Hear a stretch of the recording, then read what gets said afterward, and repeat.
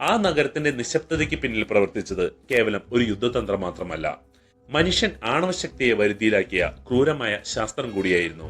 ഈ ദുരന്തത്തിന്റെ പിന്നിലെ ഭൗതിക ശാസ്ത്ര തത്വങ്ങൾ എന്തൊക്കെയാണ് നമുക്ക് വളരെ ലളിതമായി മനസ്സിലാക്കാം. ആണവ ബോംബുകളുടെ, പ്രത്യേകിച്ച് ലിറ്റിൽ ബോയുടെ പ്രവർത്തന തത്വം അണുവിഘടനമാണ്. വലിയ അണുക്കളെ, അതായത് യുറേനിയം 235നെ ന്യൂട്രോണുകൾ ഉപയോഗിച്ച് പിളർത്തുമ്പോൾ ഊർജം വൻതോതിൽ പുറത്തുവിടുകയും അടുത്ത അണുക്കളെ പിളർത്തുവാൻ സഹായിക്കുന്ന ന്യൂട്രോണുകൾ ഉണ്ടാകുകയും ചെയ്യുന്നു. ഈ പ്രക്രിയ അനിയന്ത്രിതമായ ഒരു ചെയിൻ റിയാക്ഷനായി മാറുമ്പോഴാണ് ഭീകരമായ സ്ഫോടനം സംഭവിക്കുന്നത്. ഈ ആണവ സ്ഫോടനത്തിന്റെ പ്രകരം 3 പ്രധാന ഘടകങ്ങളാണ് ഹിരോഷിമയിൽ നാശം വിതച്ചത്. ഒന്നാമതായി താപതരംഗം അഥവാ തെർമൽ പൾസ്. 6000 ഡിഗ്രി സെൽഷ്യസിനും അധികം താപനിലയുള്ള ഒരു തീഗോളം പ്രകാശത്തിന്റെ വേഗതയിൽ സഞ്ചരിച്ചു. ഈ തീവ്രമായ ചൂടാണ് ശരീരങ്ങളെ ആവിയാക്കിയതും കൽപ്പടവുകളിൽ നിഴലുകൾ പതിപ്പിക്കുകയും ചെയ്തത്. രണ്ടാമതായി ഷോക്ക് വേവ് അഥവാ മർദ്ദതരംഗം.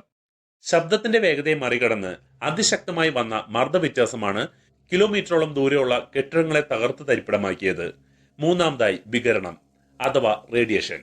സ്ഫോടനത്തിൽ പുറത്തുവന്ന അതിശക്തമായ റേഡിയോ ആക്റ്റീവ് കണങ്ങളായിരുന്നു ഇത്. ഈ വികിരണത്തിന്റെ ദൂരവ്യാപകമായ പ്രത്യാഘാതങ്ങൾ ഭീകരമായിരുന്നു. റേഡിയോ ആക്റ്റീവ് കണങ്ങൾ അന്തരീക്ഷത്തിലെ പൊടിയുമായി കലർന്ന് പെയ്തിറങ്ങിയതാണ് കറുത്ത മഴ. ഈ വിഷമഴ കുടിച്ചത് ഉടനടിയുള്ള മരണത്തിന് കാരണമായി.